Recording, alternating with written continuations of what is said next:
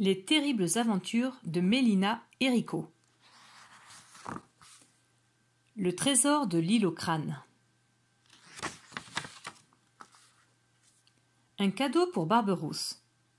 À l'abordage! Lancez les grappins et pas de quartier! Campée sur le pont du vaisseau pirate de son père, le célèbre Barberousse, Mélina la Terrible, un sabre en bois à la main, clame ses ordres à son équipage. Le drapeau à tête de mort claque fièrement en haut du mât. Soudain, Mélina la Terrible entend un ricanement derrière son dos. Elle n'a pas besoin de se retourner pour comprendre qu'il s'agit de son frère. « Tu joues à quoi » demande Rico, l'air narquois. Mélina soupire et jette à regret un dernier regard au pont désert où elle jouait aux pirates. Son frère ne manque jamais de lui rappeler qu'elle est une fille et que les filles ne deviennent pas pirates, même si leur père est l'un des plus féroces que les océans aient portés. Chaque fois que Barberousse revient d'expédition les bras chargés de cadeaux, il offre les sabres et les poignards à Rico, tandis que Mélina doit se contenter de poupées en chiffon. Pourtant, Mélina aussi rêve d'abordage et de pillage, d'îles au trésor et de coffres remplis de lingots d'or. Mais quand elle supplie Barberousse de l'embarquer sur son navire, comme il embarque parfois Rico, le pirate éclate d'un rire tonitruant et lui répond « Tu aurais le mal de mer !» Ou encore « Au premier coup de canon, tu te cacherais au fond de la cale !» Mélina aimerait bien qu'une tempête emporte Rico quand Barberousse l'emmène en mer et qu'elle reste à terre à regarder le navire s'éloigner. « Tu ferais mieux de chercher un cadeau pour l'anniversaire de papa, poursuit Rico d'un air méprisant. Mélina sent son cœur s'arrêter et de battre. Chaque année, c'est la même histoire. Que peut-on offrir à un papa pirate qui possède les objets les plus rares et les armes les plus redoutables? Offre-lui une sculpture, comme l'année dernière, se moque Rico.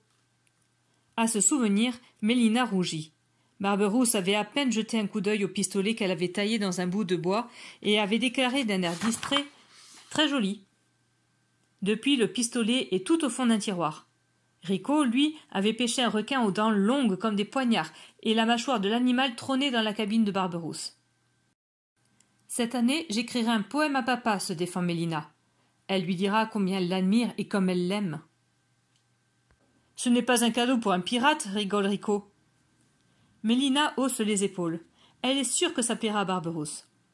Pendant que son père prépare sa prochaine expédition, elle se précipite vers le port de l'île au crâne pour dénicher un vieux parchemin sur lequel elle écrira son poème.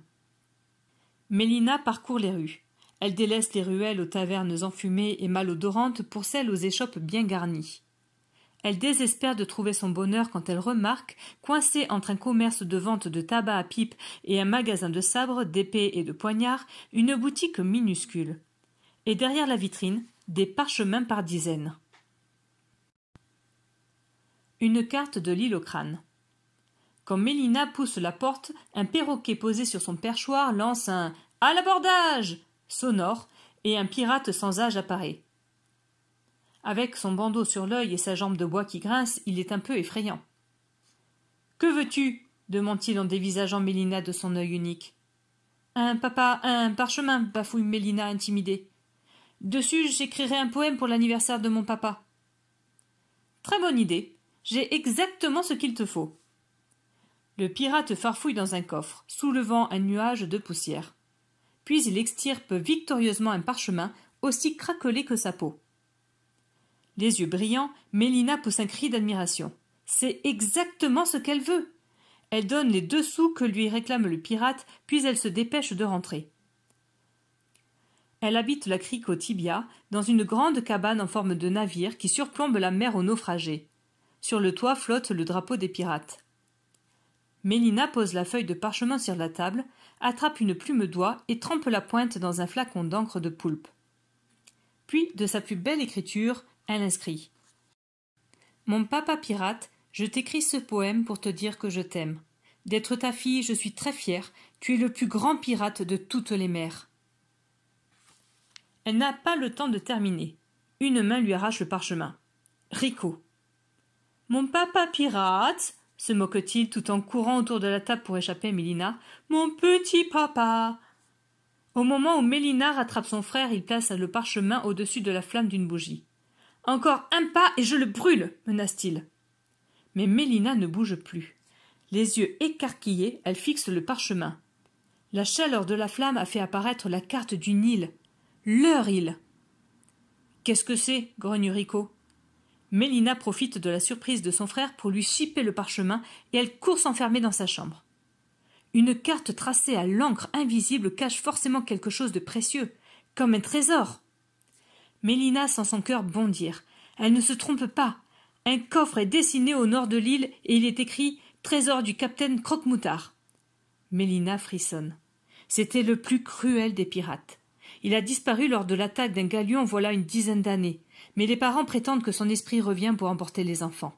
« Si tu ne manges pas ton potage à la tortue, menace parfois Barberousse, Croque-Moutard t'emportera. » On n'a jamais retrouvé son trésor, et voilà que Mélina vient de découvrir où il était caché. Elle reconnaît un des lieux notés sur la carte, la falaise aux fantômes. Alors elle décide de récupérer le trésor et de l'apporter à son père comme cadeau d'anniversaire. « À table !» crie Barberousse.